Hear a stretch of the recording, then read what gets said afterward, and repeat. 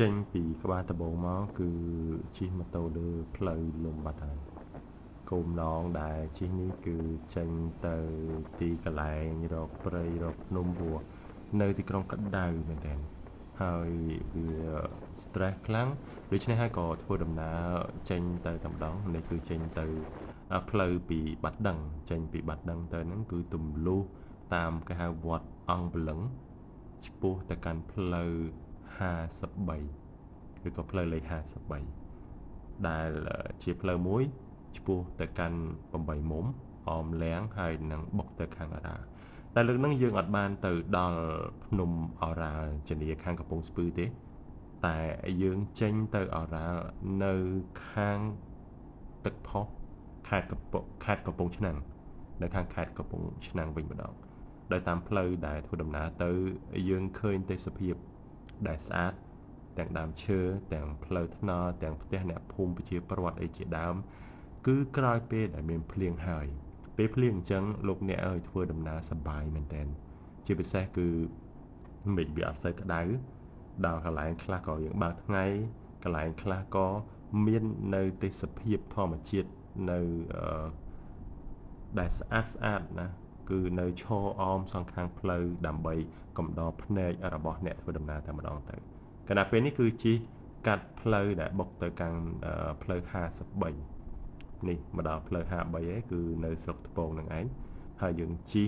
បន្តនៅលើផ្លូវកៅស៊ូត្រង់ភ្លឹងនឹងឯងណាអមដោយផ្ទះអ្នកភូមិហ្នឹងនៅលើផ្លូវ53នៅក្នុងទឹកដីខេត្តកំពង់ស្ពឺដើម្បីឆ្ពោះទៅកាន់រមណីយដ្ឋានមួយមិនរមណីយដ្ឋានគេហៅ resort បែបគ្រួសារមួយគឺទេសភាពមើលភ្នំឬក៏ហៅថា mountain view ដាក់កាហ្វេមួយសិននេះកាហ្វេនៅខាងចិត្តដល់អមលៀងហ្នឹងឯងហាងកាហ្វេរបស់គេហើយក៏មើលនៅផ្កាព្រៃផ្កាកង្កោបព្រោះរដូវនេះរដូវផ្កាកង្កោបហើយក៏ឈប់ម៉ូតូមកផ្លែដើម្បីមើលផ្កាកង្កោបបន្តិចសិនព្រោះស្អាតមែនតើតាមដងផ្លូវយើងឃើញផ្កាឡើងក្រហមច្រាពេញដើមតែម្ដងអាដើមខ្លះហ្នឹងគឺនិយាយពីផ្កាឡើងសោះរតែស្លឹកម៉ូតូអត់មានទេអានេះនៅមុខផ្ទះគេបងប្អូនដែលថតនេះដើម្បីឲ្យយើងបានឃើញទាំងអស់គ្នាពីទស្សនវិជ្ជាហើយមិនមែនតែមានតែផ្កាកង្កោបទេគឺផ្កាច្រើនប្រភេទទៀត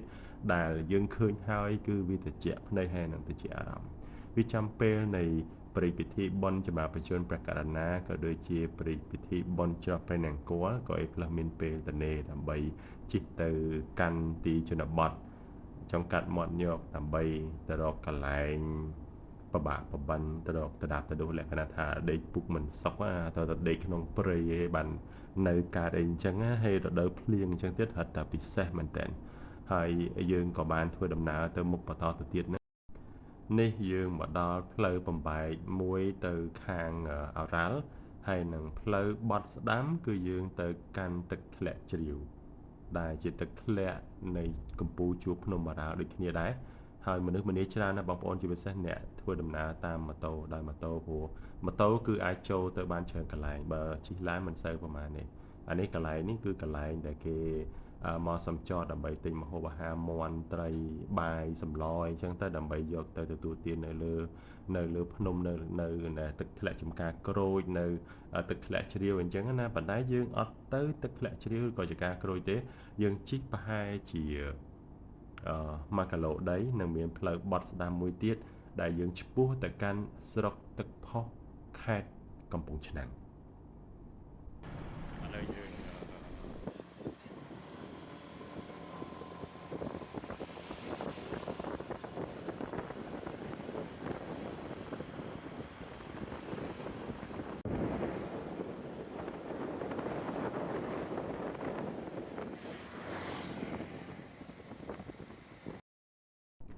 នេះគឺជាផ្លូវបំបែកមួយទៅខាងជ្រាវហើយនឹងបត់ស្ដាំហ្នឹងគឺទៅខាងស្រុកទឹកផុសនៅខាងខេត្តកំពង់ឆ្នាំងតែនេះមិនទាន់ចូលទៅដល់ទេណានៅកំពង់ស្ពឺឥឡូវទេតើតែយើងបត់ស្ដាំបានទីជិះប្រហែលជា500ម៉ែត្របានដល់ផ្លាកគេថា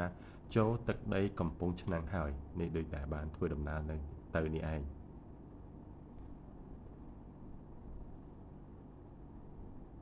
មេឃយើងក្តៅគួរសមដែរបងប្អូនប៉ុន្តែហេតុតែជាមនុស្សដែលចូលចិត្តផ្សងព្រេង បាទម៉ូតូមួយហ្នឹងគឺទៅដល់ណាក៏ដល់ដែរ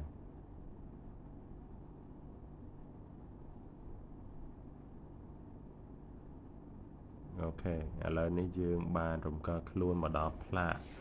កមិញឈប់ផ្លាកមិញហ្នឹងគឺចូលមកទឹកដីទឹកផុសហើយណានៅក្នុងខេត្តកំពង់ឆ្នាំងហើយផ្លូវគឺស្អាតអញ្ចឹងបងប្អូនมันមានអីប្របាក់ប្របិនដូចពីមុនជាអតេះគោឬក៏ផ្លូវកលុកកលេអីណាប្របាក់ទៅដូចមុនទៀតទេហើយស្អាតណាតាមសងខាងផ្លូវដែលយើងឃើញហ្នឹងគឺមានមិនសូវជាមានសម្រាមប្រមាណទេកាលពីមុនសបោសម្រាមគោសងខាងផ្លូវតែឥឡូវចាត់ទុកថាប្រជាពលរដ្ឋគាត់ដឹងបានច្រើនដូច្នេះគឺมันមានសម្រាមដែលឲ្យឃើញគោជាដុំដូចពីមុនតទៅទៀតទេឲ្យតែឃើញដើមថ្នោតដែលវាស្រែក្នុងចិត្តនិយាយពីតែជាស្រូបទាំងដងហើយស្រឡាញ់មែនតើលោកអ្នកឲ្យបងប្អូនដើមថ្នោតថាវាមានប្រយោជន៍ណាសម្រាប់យើងណាជាអត្តសញ្ញាណមួយរបស់ខ្មែរនេះកន្លែងនេះឈប់មើលបងប្អូនគាត់ដាស់ដីដើម្បីបាចក្របស្រូវក្របពូជរបស់គាត់ណាភ្ជួរឥឡូវគេមិនមែនភ្ជួរគោដូចមុនទេគឺប្រើប្រាស់សិតតែគោយន្តកត្រៃអស់ហើយណាវាលឿនវាលះហើយវាតន់ចិត្តថែមទៀតផងដែរលោកអ្នកប្រហែលជាអត់ដែលបានបាយនៅក្រោមដើមត្នោតរបៀបអញ្ចឹងទេគឺវិចបាយសនំហើយដាក់ចង្អេរទៅណាល្អីមិនចង្អេរល្អីហើយក៏យកទៅទទួលទាននៅជាមួយប្រហុកដុតជាមួយអីនិយាយពីឆ្ងាញ់មែនតើនៅតាមវាលស្រែរបៀបអញ្ចេះឯងតោះយើងទៅមុខទៀតនេះថតទស្សនវិជ្ជាបងប្អូនប្រជាកសិកររបស់យើងគាត់ភ្ជួរដីដាស់ដីដើម្បីរងចាំពេលដែលភ្លៀងមកគឺស្រូវរបស់គាត់នឹងលាស់ល្អហើយជួរភ្នំនេះជួរភ្នំអរ៉ាល់លោកអ្នកប៉ុន្តែនៅផ្នែកនេះផ្នែកខាងកំពង់ឆ្នាំងទេជាជួរភ្នំដែលធ្លាប់ដើរ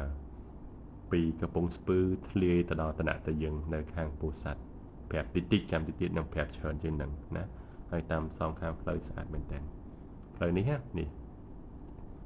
ជីទៅនឹងឃើញជួរភ្នំឡើងលាតសន្ធឹងលវងល្វើយមែនតើហើយมันគួរឲ្យជួយតែខ្លួនឯងអាចឆ្លងកាត់ដើរកាត់ភ្នំនឹងបានហើយធ្លាយទៅដល់ខាងពោធិ៍សាត់បានអស្ចារ្យមែនតើទៅសារខ្លួនឯងតិចទៅបងប្អូន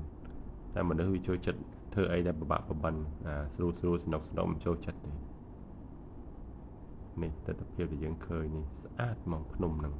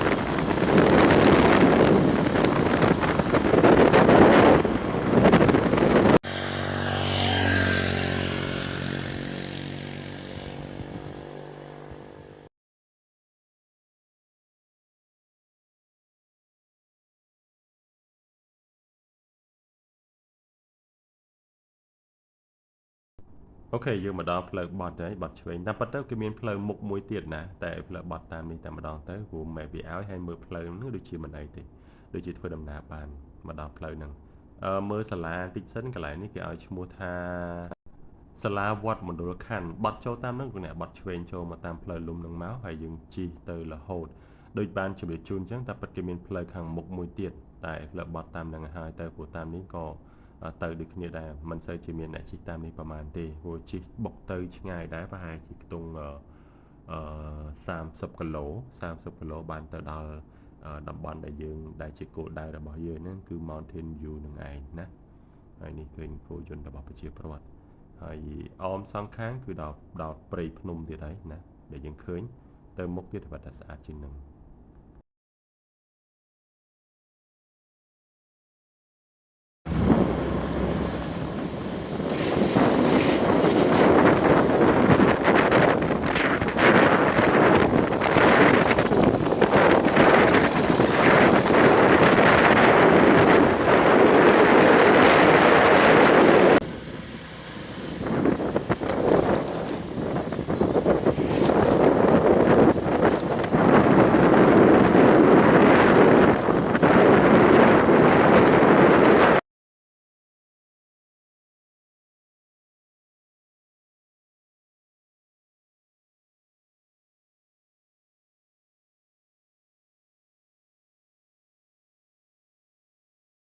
នេះកន្លែងនេះបងប្អូននេះAppleជិះឡើង3ជុំកន្លែងហ្នឹង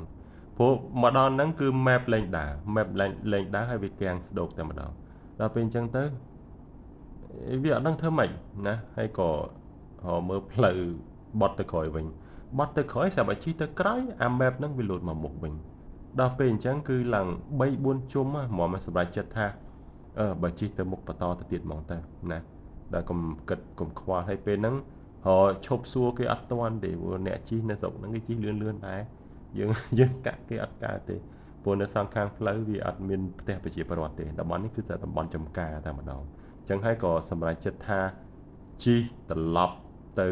មុខណាបកនេះកន្លែងនេះបត់ឆ្វេងកន្លែងហ្នឹងប៉ុន្តែដល់មើល map ទៅវាលោតទៅកន្លែងផ្សេងទៀតដែរអញ្ចឹងក៏នាំគ្នាណែក៏គិតថាជិះបកទៅផ្លូវមួយទៀតហ្មងទៅអានេះចូលនេះអានេះចូលណែគៀកទៅដល់ជើងភ្នំហើយបានយើងឃើញផ្ទះបែបចំការរបស់ប្រជាពលរដ្ឋដែលភិជានឹងគេដាំស្វាយហើយនឹងដាំស្វាយចន្ទីណាកន្លែងនេះសួរគាត់ដែរតែមើលទៅទឹកមុខរបស់គាត់រៀងម៉ៅពេកហ្នឹងក៏អត់បានសួរគាត់ទៅណាហើយក៏ជិះចូលតាមផ្លូវហ្នឹងគឺរៀងខ្សាច់ដែរណាជិះចូលទៅប្រហែលជាខ្ទង់ដូចជា10 គីឡូទៀតទម្រាំតែទៅដល់ផ្លូវក្រាគ្រុះក្រហមដែលជាទីកន្លែងយើងឆ្លងកាត់នៅតំបន់ទេសចរថ្មក្រានឹងឯងអូខេនេះកន្លែងនេះតាមពិតកន្លែងនេះបើយើងបត់ស្ដាំអាហ្នឹងទៅផ្លូវមួយទៀតទៅផ្លូវមួយទៀតដែលចេញទៅផ្លូវ53វិញណាប៉ុន្តែដល់ផ្លូវខាងទឹកផុសប៉ុន្តែដល់ពេលយើងបត់ឆ្វេងគឺយើងឆ្ពោះទៅកាន់ទីកន្លែងកំសាន្តហ្នឹងហើយនៅកន្លែងនេះក៏មានកន្លែងកំសាន្តបែបធម្មជាតិច្រើនណាដែលបងប្អូនដែលបើកំសាន្តទីនេះគឺអាចរើសទីតាំងដែលខ្លួនឯងពេញចិត្តបានហើយក៏ជាបន្តនេះឡើងដល់ផ្លូវក្រាលគ្រុឌក្រហមហើយទិដ្ឋភាពទេសភាពស្អាតបងប្អូនស្អាតនៅខាងឆ្វេងនេះដូចជាមានទំនប់មួយមានបឹងមួយធំមែនតើតែរីងទឹកអស់ហើយនៅខាងមុខហ្នឹងគឺភ្នំបារាល់ណាជួបភ្នំបារាល់ណាបងប្អូន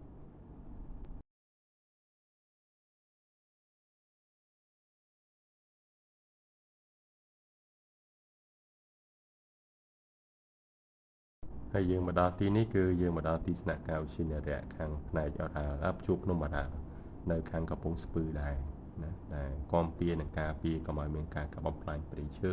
ក៏ដូចជាចាប់សត្វព្រៃនឹងឯងហើយនេះយើងជិះតាមផ្លូវនឹងបន្តទៅទៀតហើយ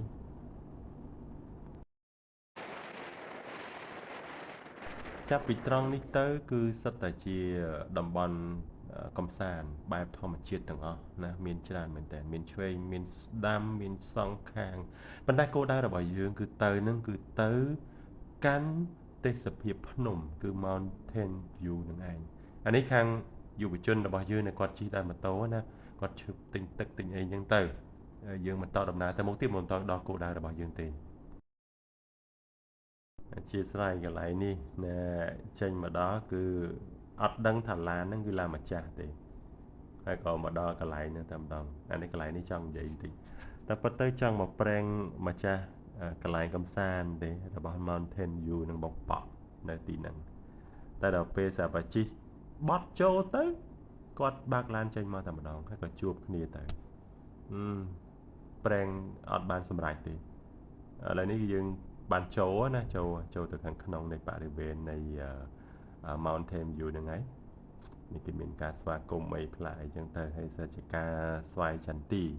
ច្រើននៅក្នុងហ្នឹងណានៅជាប់នឹងជើងព្រំតែម្ដងនោះប៉មដែលលោកអ្នកឃើញដែលគេថត review ណាពីច្រើនគេដេកនៅលើហ្នឹងហើយនឹងឈរលើហ្នឹងដើម្បីថតយកទេសភាព360ដឺក្រេដែលព័ទ្ធជុំវិញទៅដល់ជួរភ្នំនឹងឯង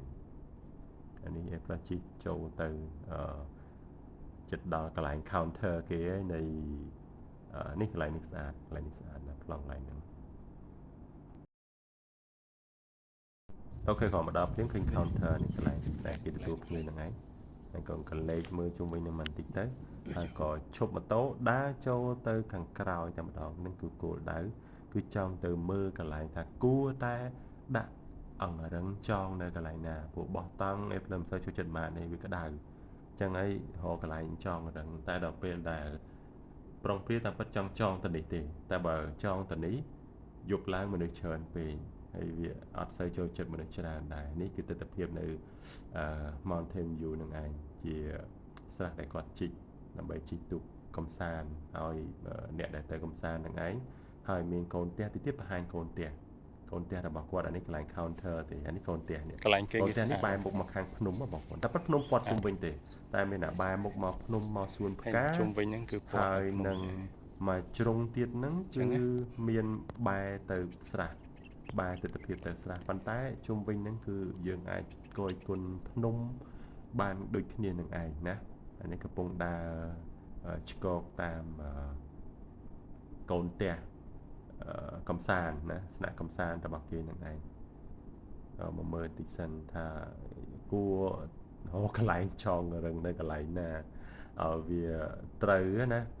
ប៉ុន្តែវាអត់តន់ឃើញកន្លែងដែលគួរសមសម្រាប់ការចងរឹងទេ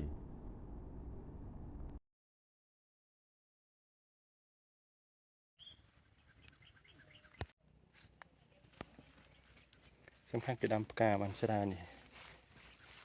ស្អាតនេះទស្សនវិជ្ជាពីខាងក្រោយនៃ resort របស់គាត់ណាឃើញភ្នំយរោស្ទើរភ្នំហើយនឹងកន្លែងកំសាន្តហ្នឹងគឺយើងជីកទូកកំសាន្តលេងបានអីចឹងទៅ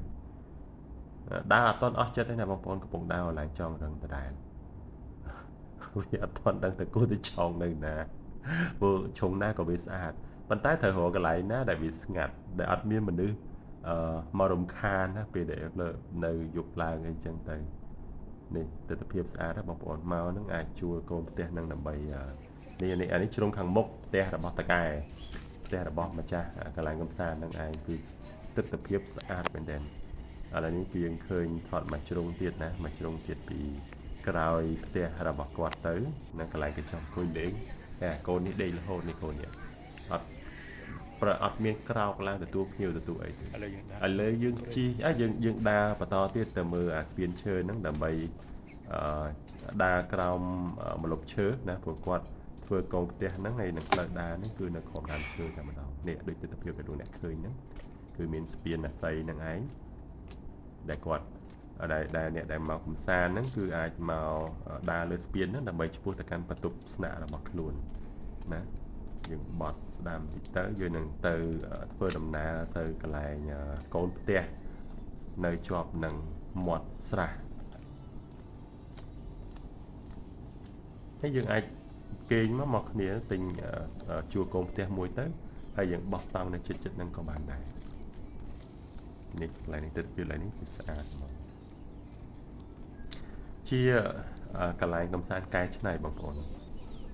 តែឃើញហើយហ្នឹងគឺមកជុំគ្នាច្រើនអីហ្នឹងគឺសប្បាយបើតាមខ្ញុំចូលចិត្តដើរតែឯងវាមិនសូវជាសប្បាយអានេះវាហៅថាបែបសប្បាយបែបខ្ញុំមិនមែនបែបអ្នកដែលចូលចិត្តមនុស្សម្នាច្រើននេះជុំនេះអាចអង្គុយជុំគ្នាអាំងសាច់អីក៏បានដែរនេះគឺផ្លូវរបៀបអញ្ចឹងបងប្អូនតាហ្នឹងតែពេលហ្នឹងគឺជាងថ្ងៃក្តៅដែរគាត់ថាបើយើងបានម្លប់ឈើអញ្ចឹងវាមិនក្តៅដូចយើងដាក់ហាត់ថ្ងៃទេណាវាបានរៀងតិចខ្យល់មកទៅសៀក អត់បានដែរណា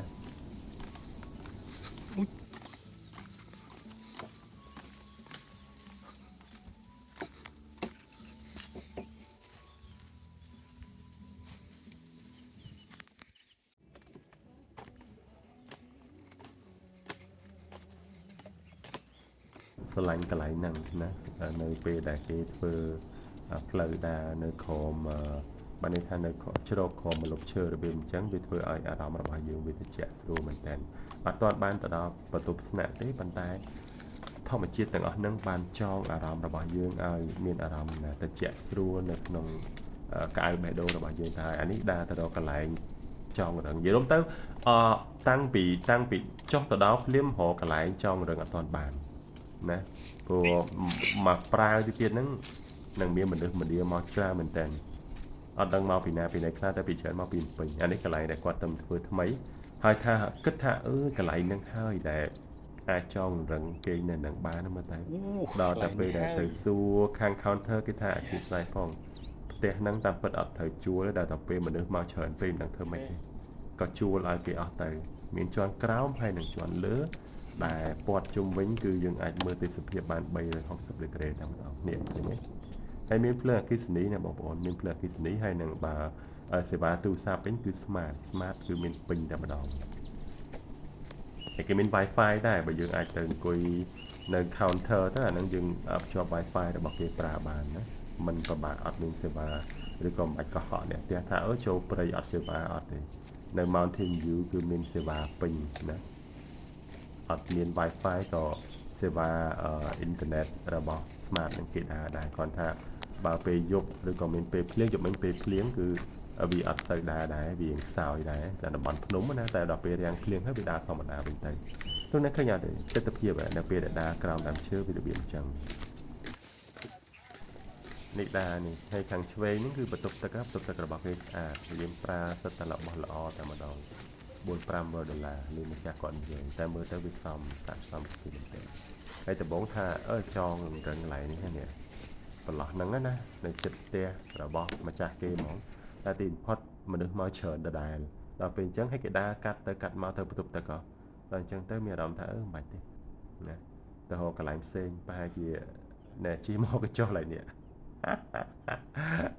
កញ្ចុះនេះគឺកញ្ចុះកន្លែងនៅចិត្តនឹងអាតួប៉មនោះអាខ្ពស់ជាងគេនោះថាមកអង្គុយទៅនឹងណាតែទីបំផុតអត់បានអង្គុយនឹងទេទៅអង្គុយអាកញ្ចុះមួយទៀតព្រោះកញ្ចុះនេះគេកក់ហើយដែរហើយក៏ដើរទៅ counter ទៅនេះចេករបស់ម្ចាស់គេលួចបាន2ដែរ2ផ្លែតែឆ្ងាញ់ណាស់បងប្អូនចេកធម្មជាតិរបស់អ្នកស្រុកអូរ៉ាល់នៅខាងកំពង់ឆ្នាំងនេះដល់ដំណាក់កាលដែលមនុស្សម្នាមកច្រើនអានេះប៉ុណ្ណឹងអត់ទាន់ច្រើនទេបងប្អូនទីទៀតច្រើនជាងនេះទៀតអានេះជិះទៅរកកន្លែងគេងតែមិញតែប៉ាត់វីដេអូនេះគឺនេះកន្លែងនេះកន្លែងគេងរបស់ខ្ញុំណាតែដំបូងខ្ញុំទៅរកអាកញ្ចុះនោះឲ្យដាច់ពីគេតែវាមិនបានដាច់ពីគេទៀតមកសន្ទុះទៀតមានឡើង3ឡានមកម៉ូតូច្រើនគ្រឿងតែមកគេងនៅកន្លែងហ្នឹងអញ្ចឹងហើយទីបំផុតឲ្យផ្លឹងទៅរើកជើទៅណា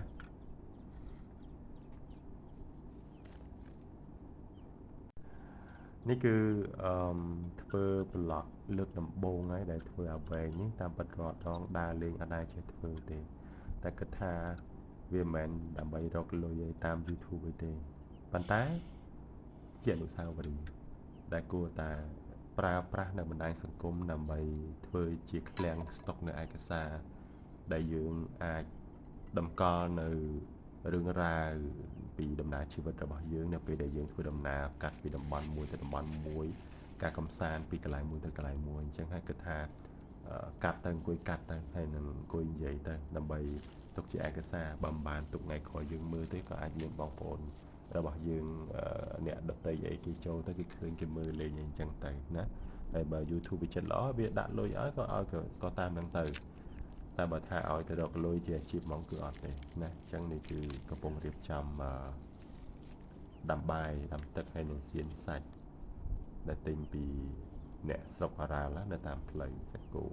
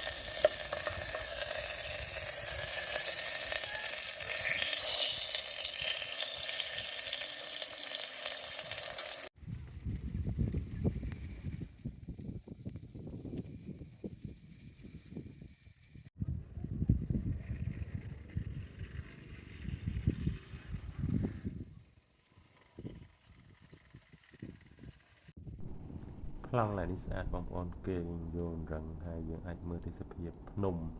នៅព័ទ្ធជុំវិញនឹងឯង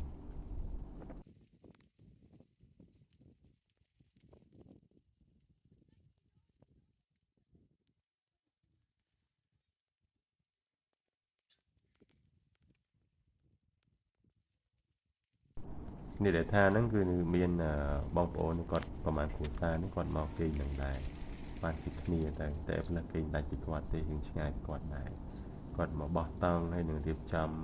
ម្ហូបអាហារអញ្ចឹងទៅកូនទូចនេះនិយាយពីស្រែកលើនោះលើទូចខ្លួនទូចទេចាក់តែឃើញនេះមើលនេះទូចមែនតើតែស្រែកលឺ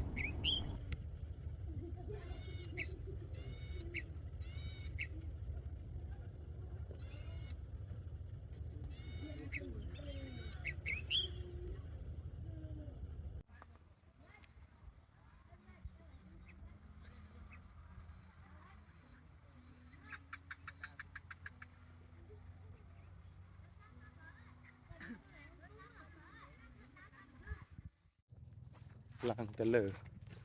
នឹងផ្លូវរបស់គេឡើង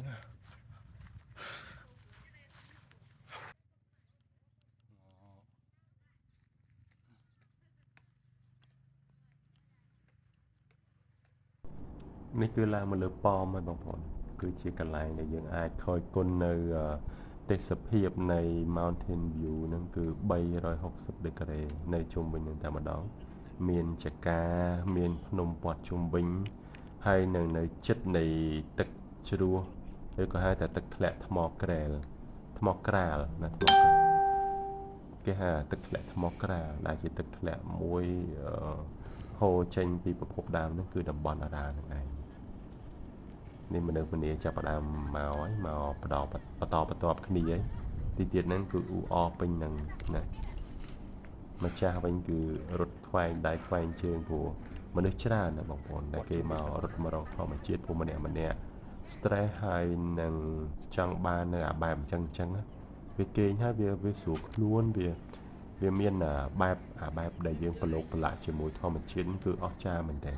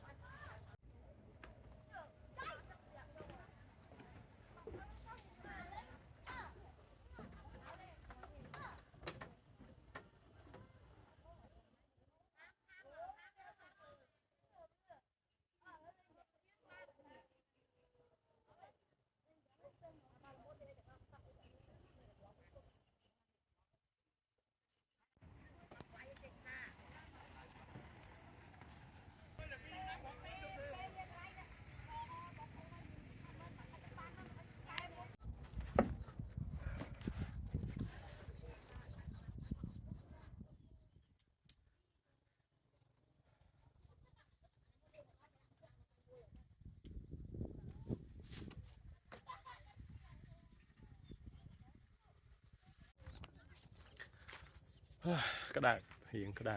វាអត់ត្រជាក់lại bọt tầng ạ lại đa lên chả ca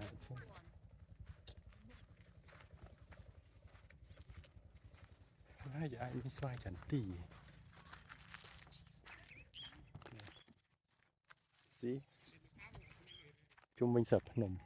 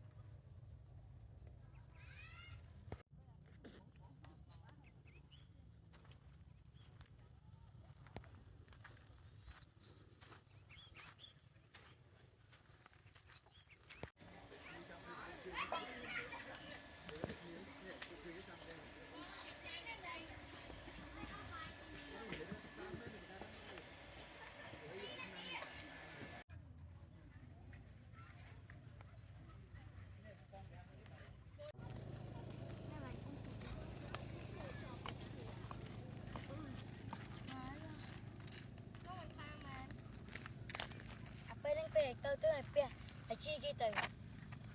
មិនជីឲ្យតាតាទៅមួយមកអូនយកអីនោះខ្ញុំចង់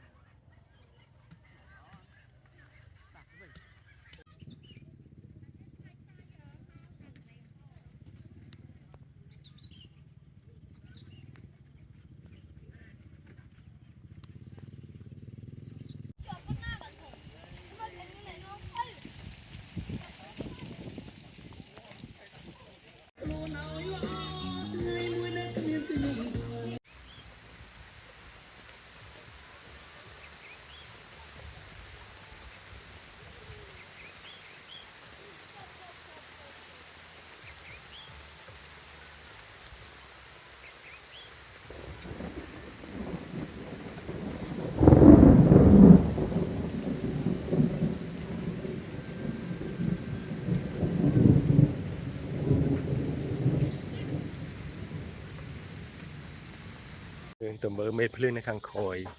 បើអីខែភ្លៀងតែភ្លៀងហើយអញ្ចឹងវាមេភ្លៀងវាមកតែវាអញ្ចឹងឥឡូវនេះយើងហៅមើលសិនពួកនៅខាងក្រោយច្រើនអ្នកពេញតែស្គាល់ទេអ្នកក៏បើកចឹងឲ្យវាទៅបងបាយបិទទៅឲ្យវាមកទៅនេះបានហើយគាត់តែឃើញបានតែមួយបានគាត់តែឃើញខ្ញុំនឹកឃើញរសជាតិបាទហ្នឹងណែធ្លាក់រកដុំធំទៀតធំថ្ងៃមុនមកទៅមេភ្លៀងធំវាទឹកធំ